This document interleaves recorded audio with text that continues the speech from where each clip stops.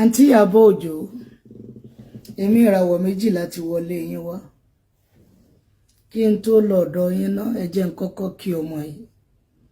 Priscilla Òjó, congratulations. Priscilla, mo fẹ́ jẹ́ kó o mọ nǹkan kan náà. Tí gbogbo orílẹ̀-èdè bá ń ṣépè fún yàn, tí ẹni náà bá ń hùwà àdúrà ní kọ̀kọ̀, èpè ò ní jẹni náà.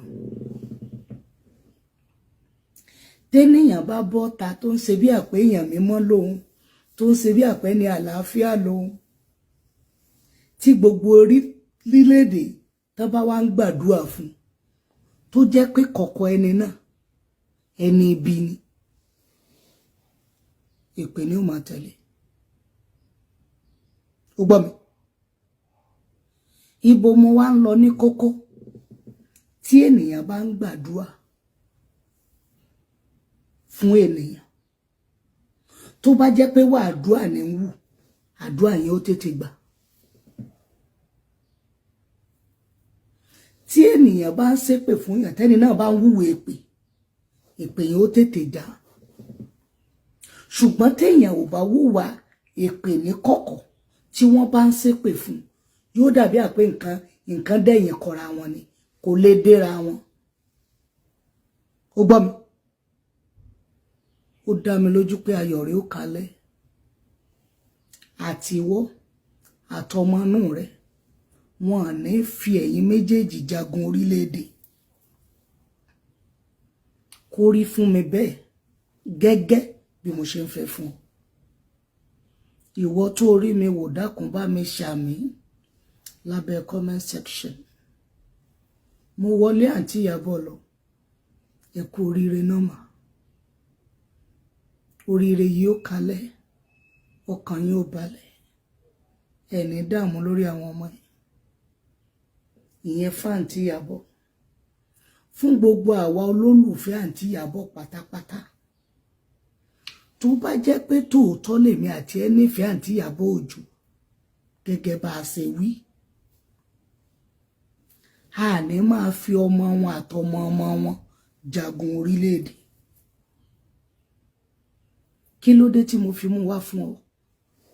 Ọlọ́run nìkan ló mọlẹ̀ tí ó mọ̀la. O mọ tí àwọn ọmọ rẹ, o mọ bí tán dé lọ́la. O mọ ògo táwọn ọmọ rẹ ó gbà mú lọ́la. Kán mọ́ bá àmọ́ fi ọmọ tiẹ̀ náà jagun orílẹ̀-èdè. Ẹ má jà fi ọmọ yìí àtọmọ rẹ̀ jagun orílẹ̀-èdè mọ́.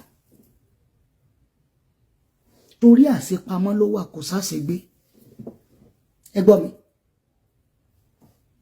Mo padà sọ́dọ̀ àǹtí Lizzy. Mo wá mú ẹ̀yà àǹtí Ìyábọ̀ Òjó papọ̀.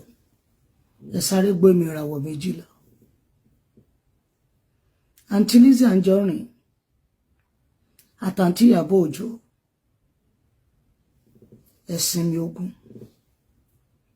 torí àwọn ọmọ yín. Àǹtí Lizzy Anjorin àtàǹtí Ìyábọ̀ Òjó, ẹ lọ sinmi ogun lẹ́lẹ́ẹ̀kejì torí ta ni o, torí àwọn ọmọ yín. Àǹtí Lizzy Anjorin àtàǹtí Ìyábọ̀, ẹ lọ ṣe jẹ́jẹ́ nínú ayé torí àwọn ọmọ yín. Ẹ gbọ́ mi. Gbogbo àwa tá à ń wò yìí, tá a sọ páwa lolólùfẹ́ yín, tẹ́ ẹ bá ṣọ́ra nínú ayé, àwa gangan là sì máa ṣe yín nínú ayé. Ẹ lọ ṣọ́ra, ọkàn yín ó sì balẹ̀, ẹ ríire bá wọn ṣe. Mo kó ẹ̀yin méjèèjì pọ̀, àti àǹtí Ìyábọ̀ Òjó àtàǹtí Lizzy Anjorin. Ọwọ́ Ọlọ́run kó kọ yín ní ìpele tó kàn. Májẹ̀mú òkè kó dá sí gbogbo ohun tó wà nílẹ̀. Mo dúró, mi ò dá dúró. Mo sọ̀rọ̀, mi ò dá sọ̀rọ̀. Bàbá mi sọ pé kí n sọ̀rọ̀ jáde. Gbogbo ohun tí ń lọ mọ̀wúrú láàrin ẹ̀yin méjèèjì, ìjọba òkè dé ó panu gbogbo kinní yẹn mọ́ ọkàn yín méjèèjì àti tọmọ yín balẹ̀ nínú ayé ẹ rí rere bá wọn ṣe